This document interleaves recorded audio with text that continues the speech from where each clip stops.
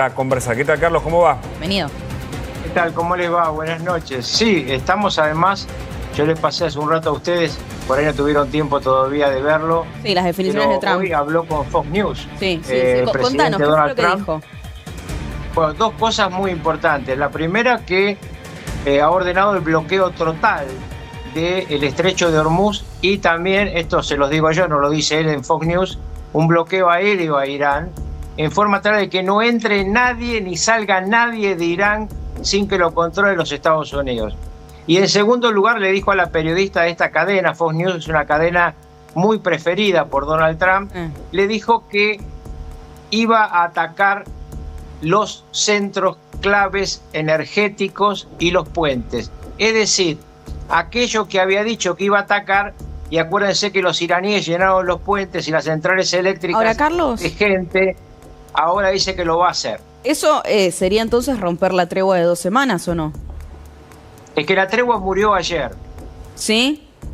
No Sí, se continúan las negociaciones de acá hasta... Eso era un poco lo que hablábamos recién con Juan Pataleme y Gabriel Ventasgal, ¿no es una presión de Trump esto para que justamente ceda en las pretensiones de Estados Unidos? Claro, lo que hablábamos recién con ellos era que, a ver, fracasó ayer en realidad porque no llegaron a un acuerdo en el primer encuentro, pero que de acá a 2 semanas podía llegar a haber más reuniones mientras dure el alto el fuego para llegar a un acuerdo. Vos lo que decís es que no, que esto caducó ayer.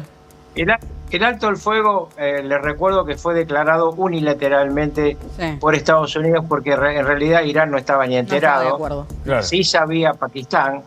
Y lo que está ocurriendo ahora es, primero, vamos a tener a Israel libre de manos para atacar Hezbollah. Es decir, vamos a tener Sí, seguramente esta noche vamos a tener nuevos ataques al sur del Líbano, abajo del río Litani.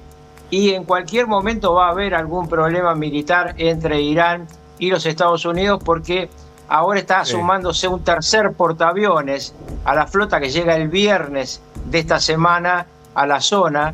Así que en cualquier momento vamos a tener otra vez actividad militar. Mientras vemos el estrecho de Hormuz, poco tránsito claramente. Estas son imágenes de ahora mismo. Entendemos que, claro, por la madrugada...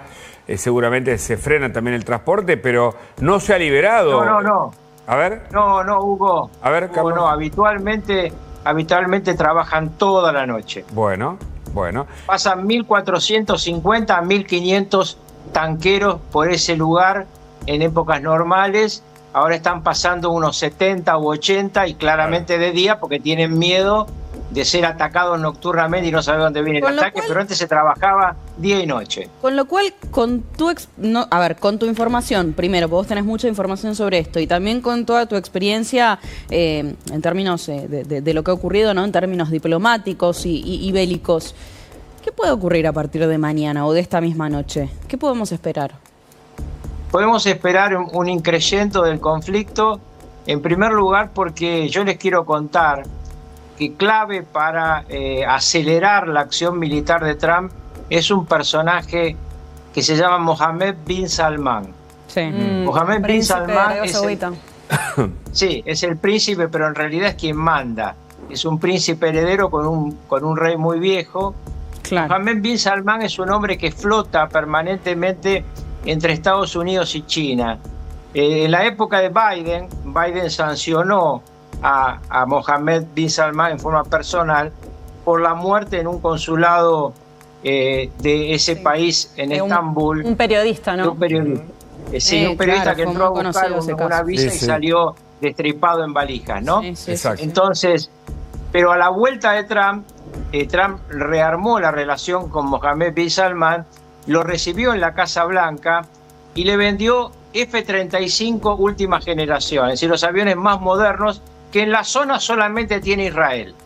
Y además, les quiero decir que ayer, y esto anunciado oficialmente por ese país y por Arabia Saudita, llegaron una flotilla de aviones de transporte y de combate desde Pakistán.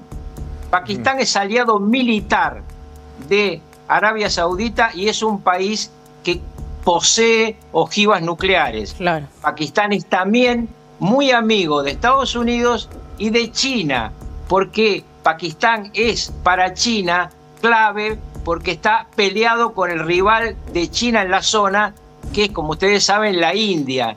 Entonces, y con los talibanes, ¿no? Con ISIS también allí en Afganistán, ¿no? Así es. Así, bueno, la distracción que tuvo Pakistán en su momento con los talibanes fue muy útil para destrabar la presión, porque ustedes recuerden que Arabia Saudita no tiene armas nucleares, pero al tener un tratado militar de ayuda mutua con Pakistán y estar siendo atacado permanentemente por Irán, puede ser un jugador clave. ¿Y por qué les digo esto?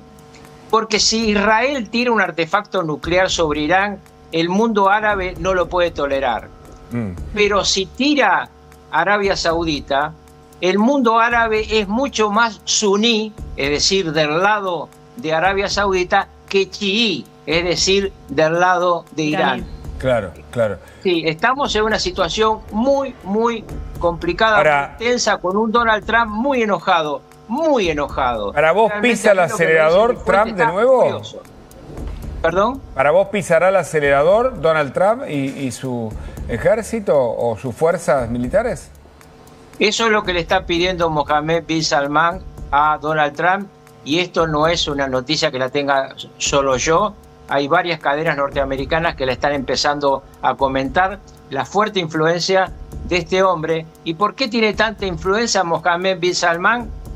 Porque tiene mucho petróleo. Claro. Y lo está sacando por el Mar Rojo. Claro, por un no oleoducto, por el ¿no? estrecho de Hormuz. Un Así oleoducto es. que se utiliza. Claro. Claro. Ahora, ¿qué crees que va a ocurrir? Le cuento además otra noticia muy importante, y es que Donald Trump ha habilitado a que la República Popular China vaya a comprar petróleo a los Estados Unidos. Epa. Y también le impuso aranceles por el 50%, ¿no? Si No. le vende armas a Irán. No. Mirá, yo quiero aclarar esto porque lamentablemente en las redes sociales y en algunas agencias de noticias tiran temas sin analizar el contexto. Es falsa esa noticia. A ver. Pese a que sé que la tiró una agencia internacional muy prestigiosa. ¿Por qué es falsa? Porque los fines de semana de repente los periodistas que están a cargo de las máquinas no tienen la cultura para entender lo que pasó. Se los cuento exactamente lo que pasó. Una periodista, otra vez de Fox News, le pregunta al presidente de los Estados Unidos: si China está mandándole armamento a Irán, ¿qué va a hacer usted? Y Trump dice: es una noticia que dio el periodismo, periodistas en los que yo no creo, pero si fuera así, le podríamos aplicar sanciones a China del 50%. O sea, es una advertencia. Sí. Creo que tenemos el corte, ahí lo vamos, porque esto ocurrió ayer, lo que decís vos claro. es así. Trump discute de dónde tiene la información, le dice la periodista, y entonces él le retruque, le cuenta todos los avances de Estados Unidos en esta guerra, todas las conquistas, los logros, y a partir de ahí viene la repregunta y dice: si China se mete, atención, cuidado. Atención, que no se metan, ¿no? Pero además él dice: yo sé que ahora no se va a meter, quizás se metió al comienzo.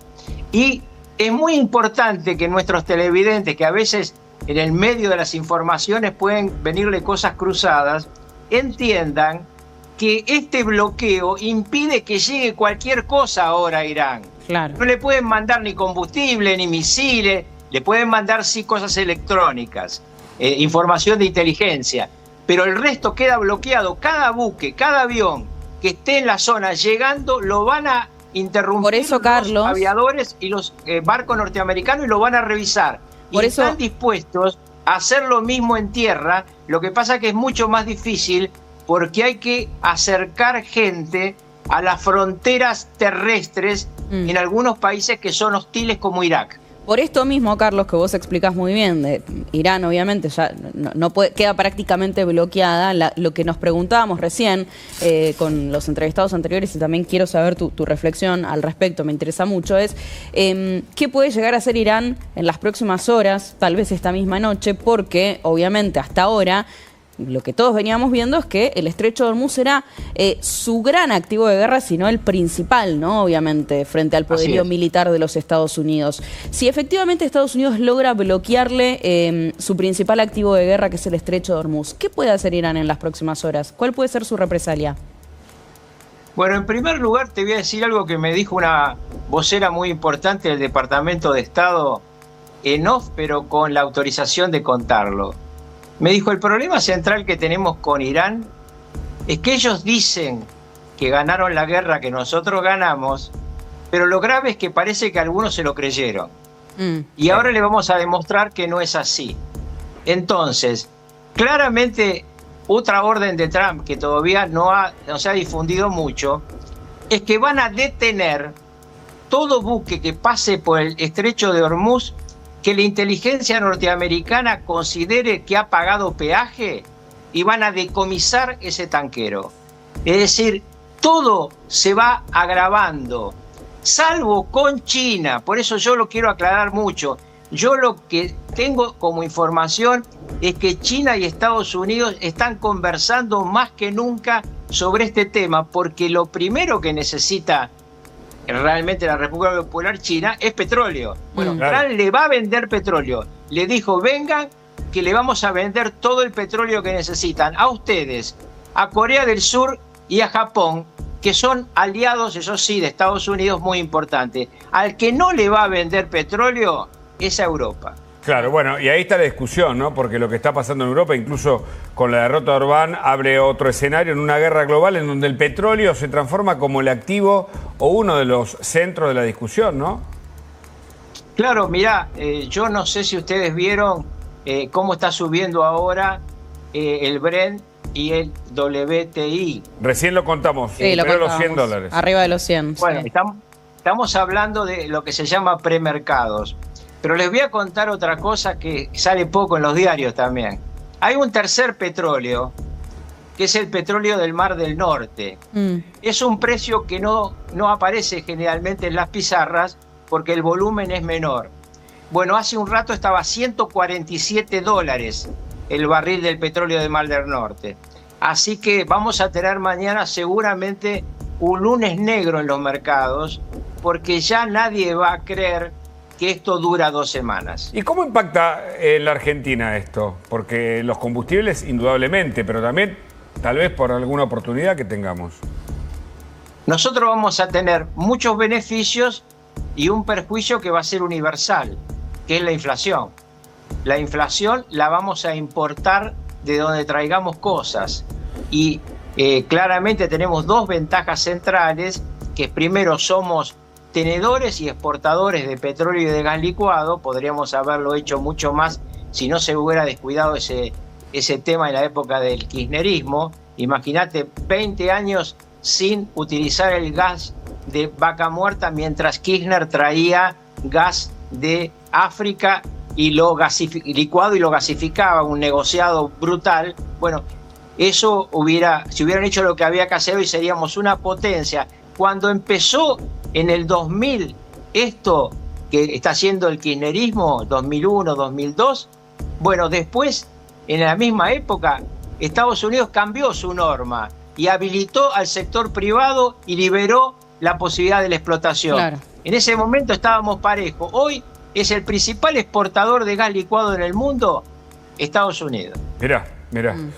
Te agradecemos mucho, Carlos, tu visión y tu aporte, siempre tan valioso. Un abrazo. Gran abrazo. Disculpen que no pude llegar hoy, pero estaba un día complicado. Pero No te preocupes. estuviste pero ahí, en la la información estuvo igual. Ahí está, y tu presencia también, ¿eh? Gracias. Virtual. Si bancás a Javier Milei y las ideas de la libertad, suscríbete, dale like y compartí el video.